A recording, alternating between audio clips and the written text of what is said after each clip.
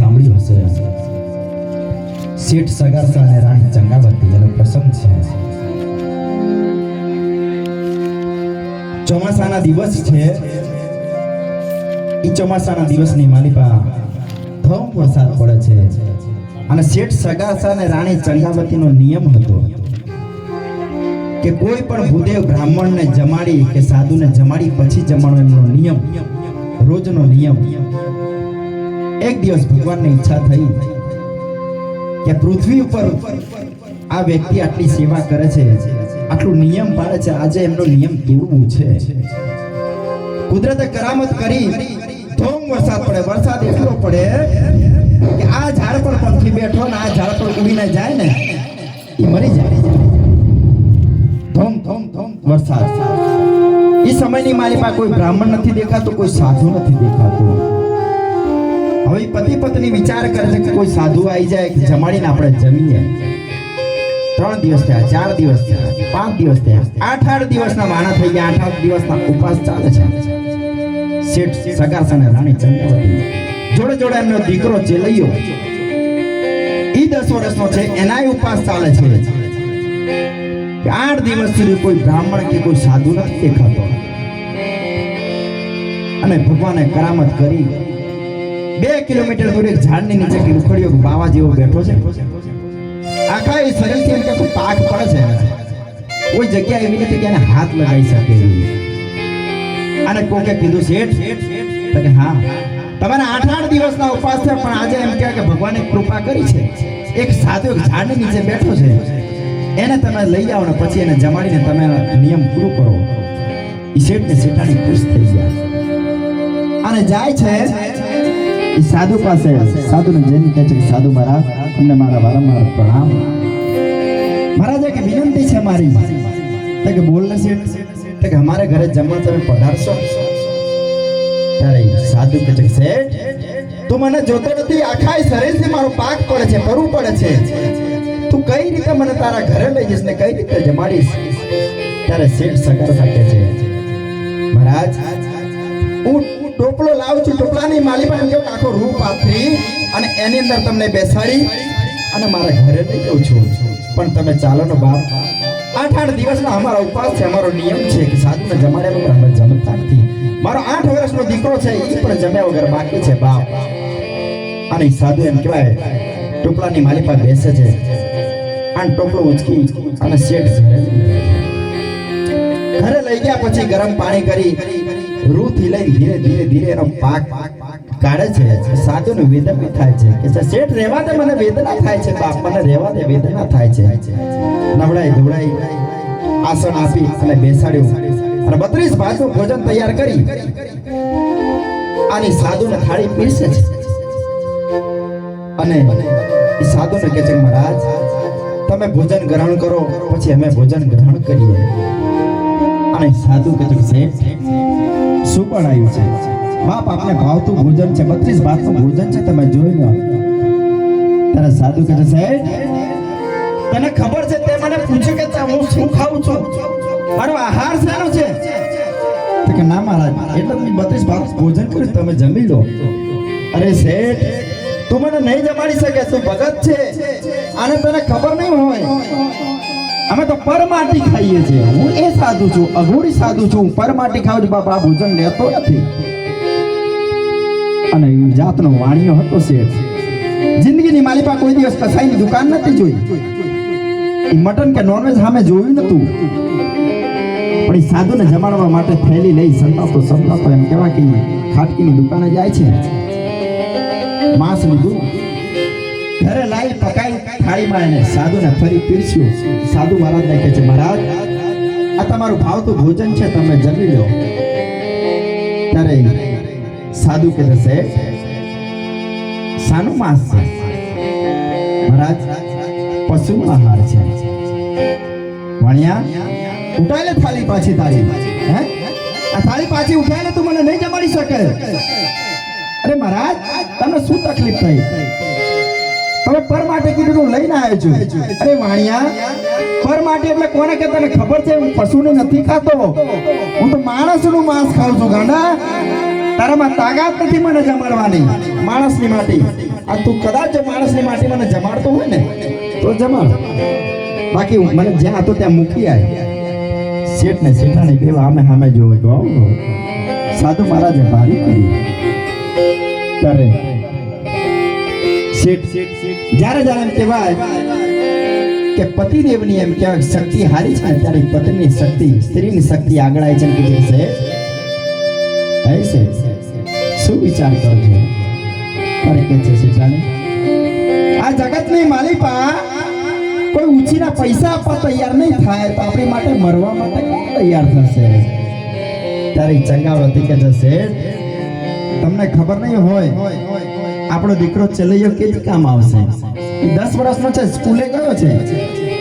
અરે શેઠ કે છે ગાંડી ચલૈયા માનશે ખરું? અરે મારું ધાવણ ધાવ્યું છે બાપ, તમને ખબર નહીં હોય. ચલૈયાને તમે સ્કૂલે જાઓ, બોલાવી લાવો અને એને કાપી અને એનું માંસ ખવડાવી દો. સાધુને આજે જમાડવું છે, જમાડવું છે, જમાડવું છે સાહેબ. અને સાધુને થઈ બહુ આ ચેલૈયાને બોલાવી લે છે, કારણ કે સાધુ પોતે પરમાત્મા હતા. એટલે બીજો રૂપ ધારણ કરી અને સ્કૂલમાં પહોંચી ગયા.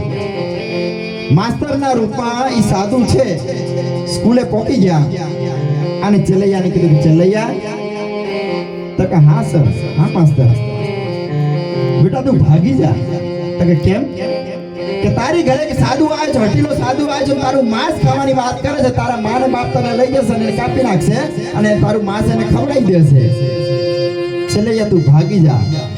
માસ્તરને કે છે માસ્તર ચેલૈયાને, એ ભણતો ગણતો ને ભાગ ચેલૈયાને માન મારી તું વાત રે બાપ, માન મારી તું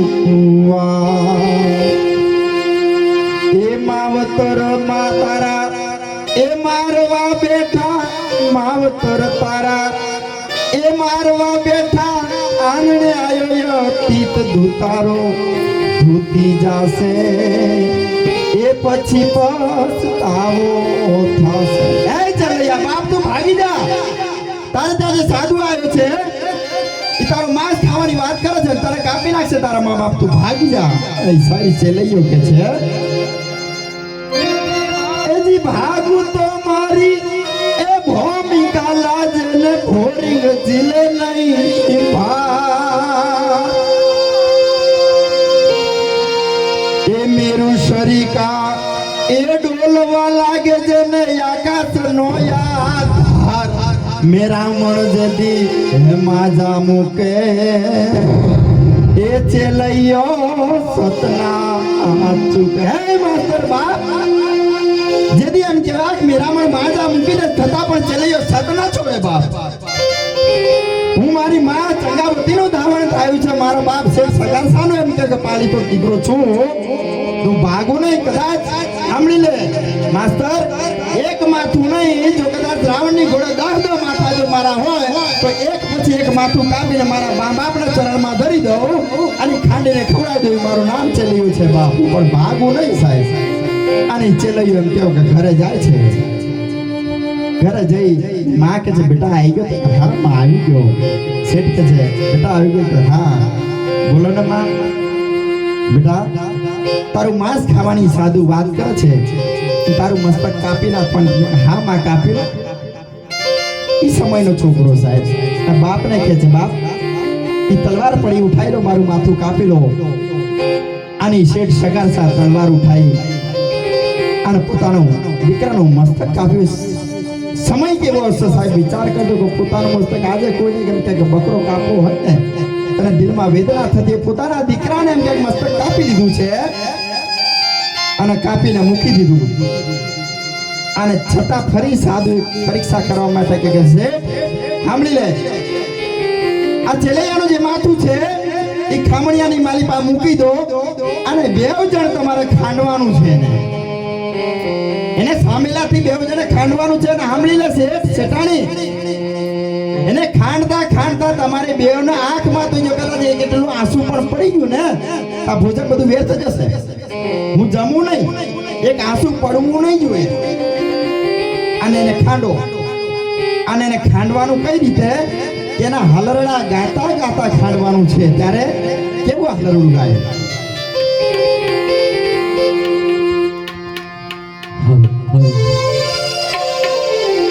કે તારે એ હલરડે પડી હડતાલ કુંવર ચેલૈયા રે કુંવર ખમા ખમા તુને એ તારી માતાજી જુએ તારી વાટ કુંવર ચેલૈયા રે કુંવર ખમા ખમા તુને એ ગારો મારે છે કળાયેલો મોર કુંવર ચેલૈયા રે કુંવર ખમા ખમા તને જાગી રે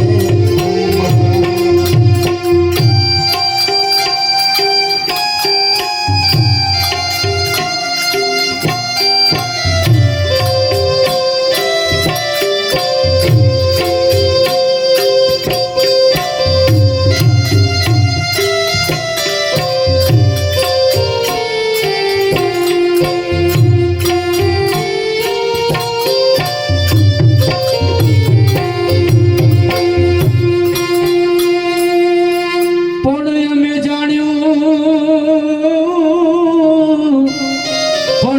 જાણ્યું ચેલૈયાને પરણાવશું અરે રે એની જાજેરી જોડશું જા પણ એના અચાનક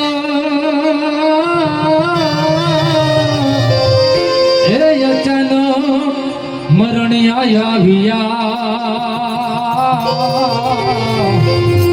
અરે રે એના સ્વર્ગથી ઉતર્યા વિમાન હે તારી જનતા જુએ તારી વાટ કુંવર ચેલૈયા રે કુંવર ખમા ખમા તને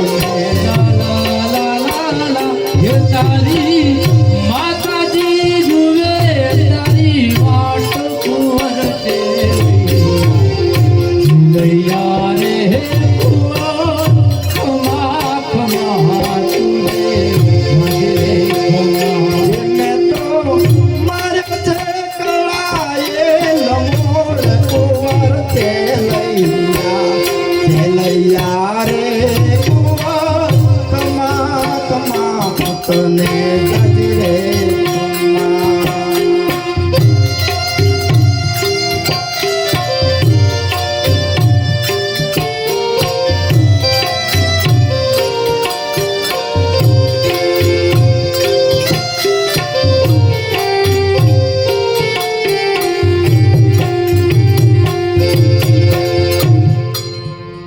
પણ ઘરના મે પણ જોને ઘરના મે ઘરના મોભન મે અરે રે તું કાન મે ઘરના મો પણ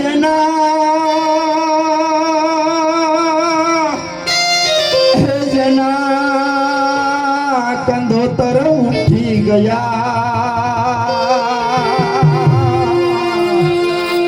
અરે રે એને જન્મો જન્મનો સો તારી માતાજી જુએ તારી વાટ કુંવર ચેલૈયા રે કુંવર ખમા ખમા તુને એને તો મારે છે કળાયેલો મોર કુંવર ચેલૈયા રે કુંવર ખમા ખમા તને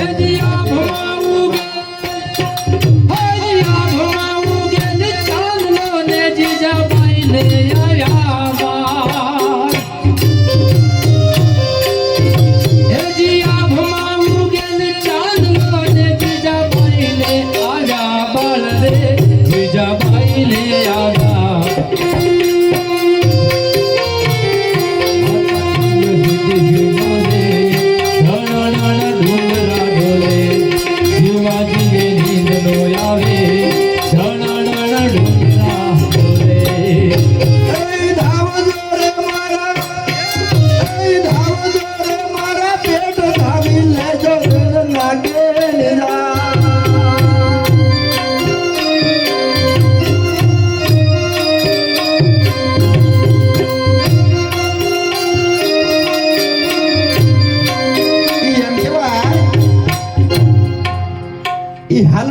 ગાતા ગાતા એ દીકરાનું માથું ખાંડી નાખ્યું સાહેબ અને ખાંડી અને ભોજન તૈયાર કરી દીધું અને સાધુને થાળી પીરસી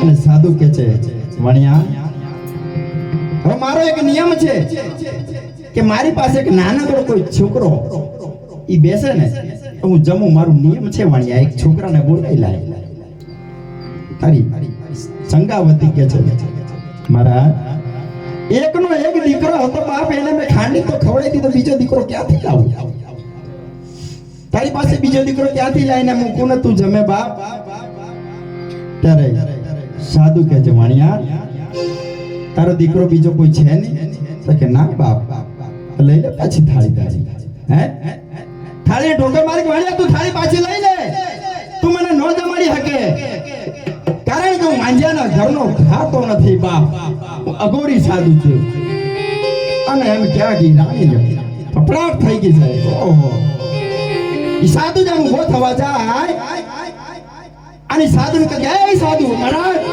બે ઘડીક બેસી જા બાપ કારણ કે બે ઘડીક બેસી જાય તને ખબર નથી કે મારા છોકરાને ખાંડીને તને પીરસી દીધું અને તું બીજા છોકરાની વાત કરી તો સાંભળી લે મારા કોખની માલિપા જીવ છે 6 મહિનાની માલિપા ગર્ભમાં જીવ પડી ગયા છે આને કટાર મારી અને દીકરો હોય કે દીકરી તારી બાજુમાં બેહાડું છું આમ જે સુધી તું જમે ને તે સુધી એને જીવતો રાખવાની તાકાત મારામાં છે જમી લો ક્યાંથી જાય કટાર લઈને ઘા કરવા જાય અને સાધન કે તાત્કાલિક ભગવાનનું રૂપ ધારણ કરી દીધું છે અને હાથમાં કટાર પકડી એ બસ ચંગાવતી રહેવા દે અને શેઠ સગનસા અને ચંગાવતી કે છે ભગવાન પ્રભુ તમે એક હા વાણિયા હું તારી પરીક્ષા કરવા આવ્યો તો બાપ અને સાંભળી લે હવે તારે જે કઈ માંગવું હોય વાણિયા ઈ માંગી લે તારે એ સમયની માલિપા